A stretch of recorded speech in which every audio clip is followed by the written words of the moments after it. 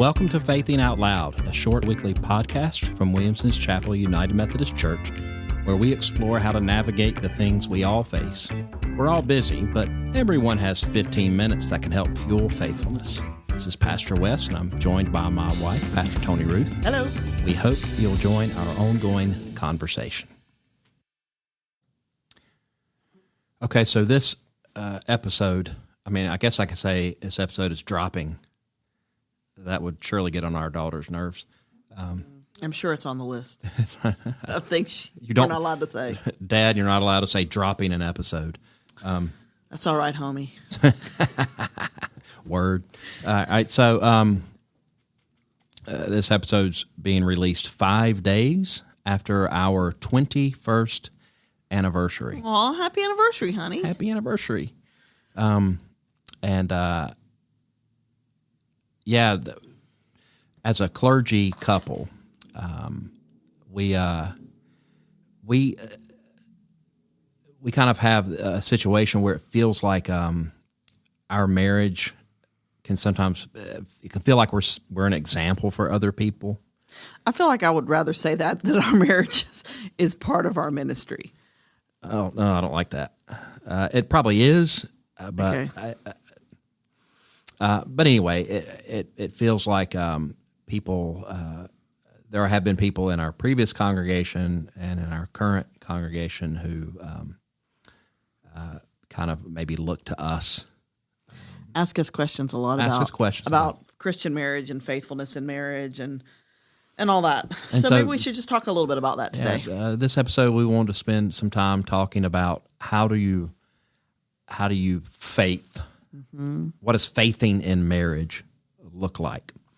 And I do think there's some similarities in kind of some of the components for a healthy marriage that are similar to components of discipleship or living out your faith in the world. I think one of the things, we'll come back and unpack some of these, but one like forgiveness. Forgiveness has to be part of a healthy marriage. Consistent, good, honest communication. Kind of a sense of commitment that's not connected to how you feel moment to moment. True.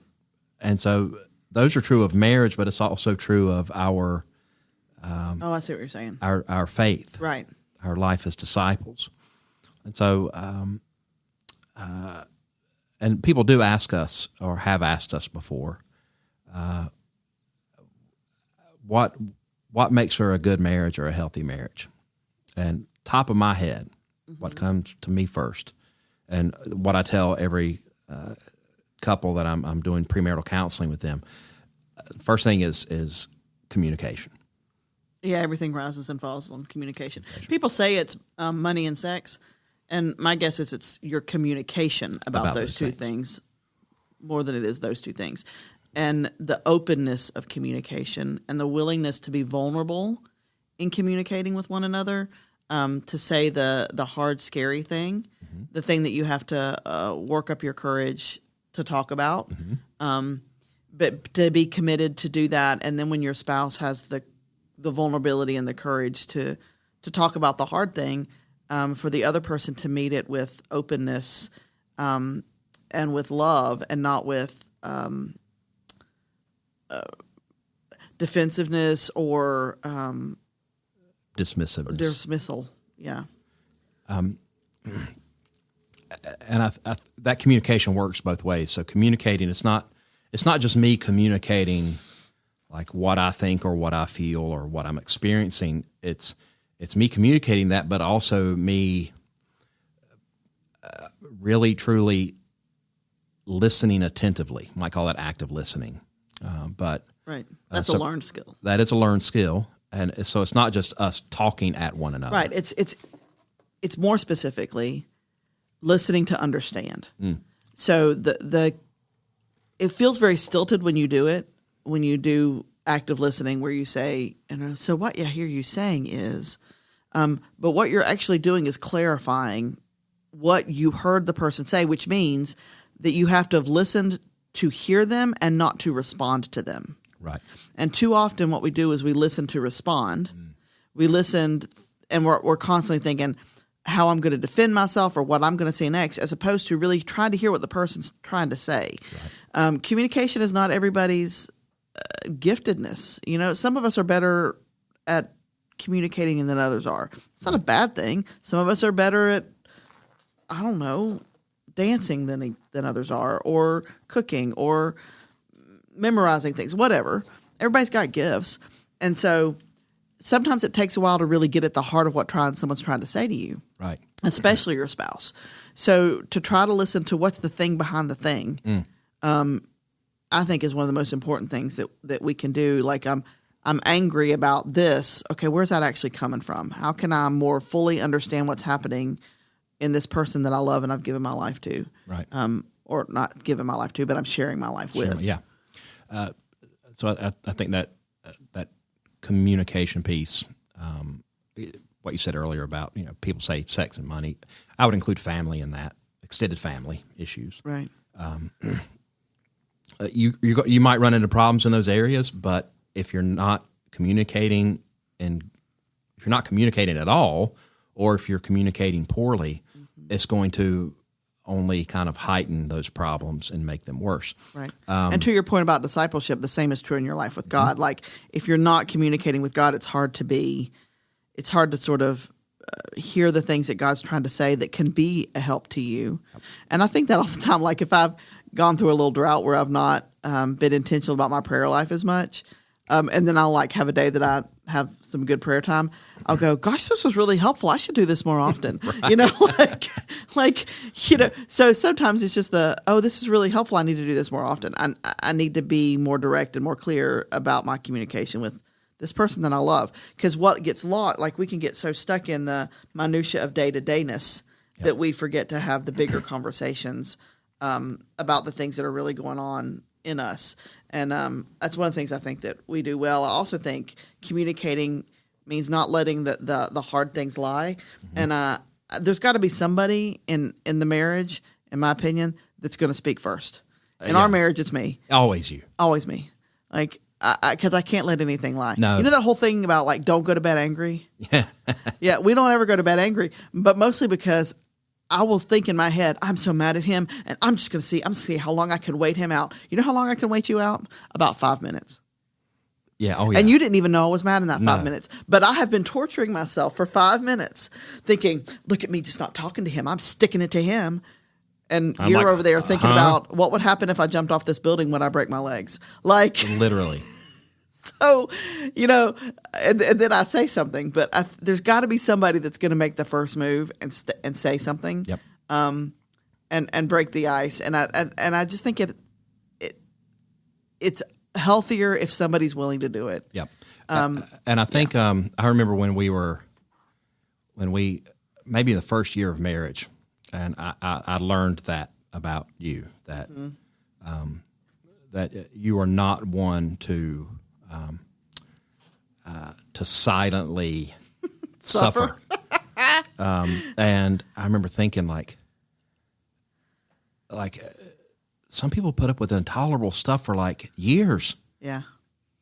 And she can't go 5 minutes. And what I've learned is that is so helpful. Right. Because I would not want you to tolerate or to resent anything for years. Right. And lots of people are doing that. And if that's somebody that's listening, like, my first thought is the way out is to begin communicating with one another. So, even if it's, I think a good step is to talk with someone. Right. And make sure it's someone who has the best interest of your marriage at heart, that will encourage you to communicate with your spouse. Okay, so communication is key. Right. I think another thing that is essential for a healthy marriage is forgiveness. Exactly.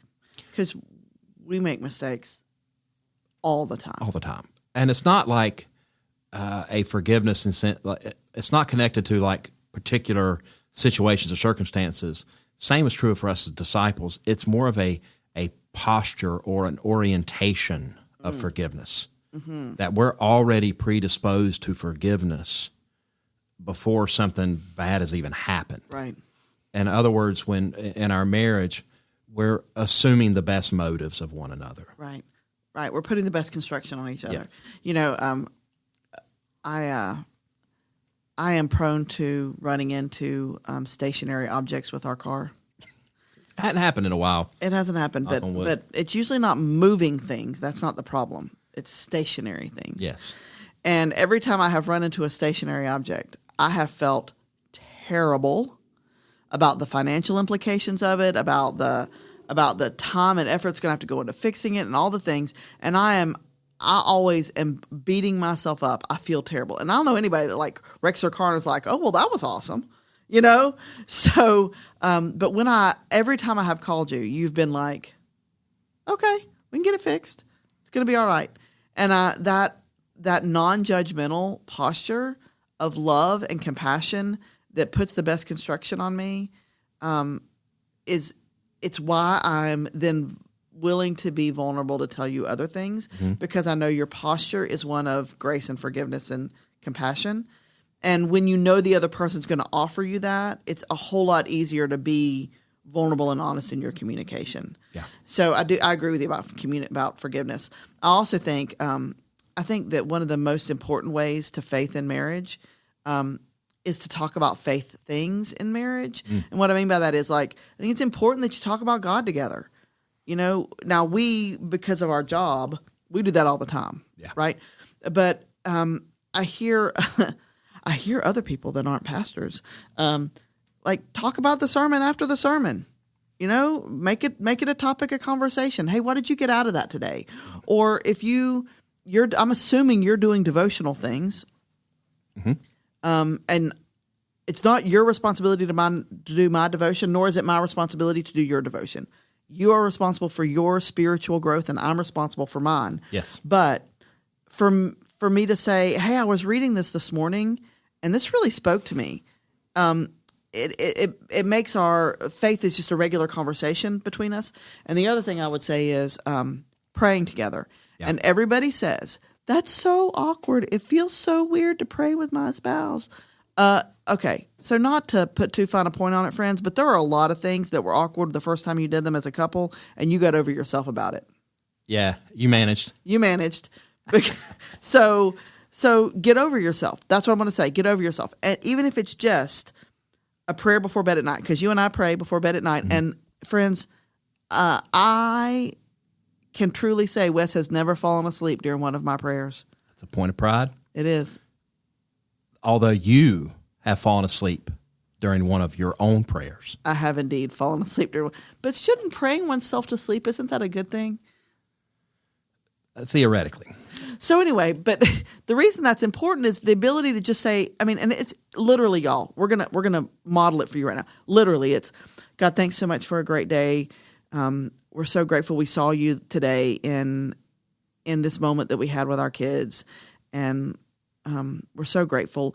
Mom's getting on a plane tomorrow. I pray that you would keep her safe. You would help us to have a good night's rest and to wake refreshed for whatever you have for us tomorrow. Amen.